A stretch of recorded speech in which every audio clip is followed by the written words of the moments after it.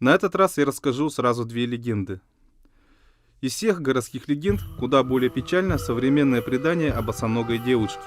Призрак ее якобы обитает на лестнице одного из зданий в старом городе.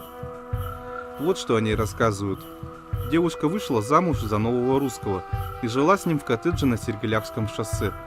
Но вскоре в семье начались нелады. Супруги не сошлись в музыкальных вкусах.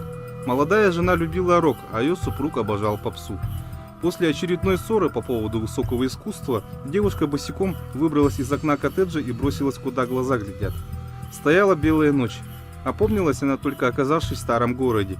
Присела отдохнуть на лестницу ближайшего здания, да так там и осталась. Замерзла, наверное. Но дух ее до сих пор там, говорят местные.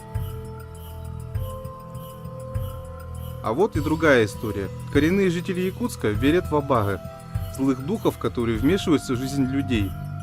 Один такой случай приключился в пригороде Якутска, в рабочем поселке Марха. В середине 90-х одна семья построила там дом на пустыре. Как только переехали на новое место, началась чертовщина. Кто-то невидимый пил посуду, на зеркале появлялись матерные надписи, сделанные губной помадой, ночью раздавались странные шумы. Позвали шамана, а тот объявил, что в 50-е годы на этом месте стоял приют для трудных детей. Над одним 8-летним мальчиком все время издевались старшие ребята, и он повесился. Вот его-то призрак, мол, и поселился в доме. После того, как хозяева поставили в церковь свечку за упокой души самоубийцы и помолились за него, дух покинул дом.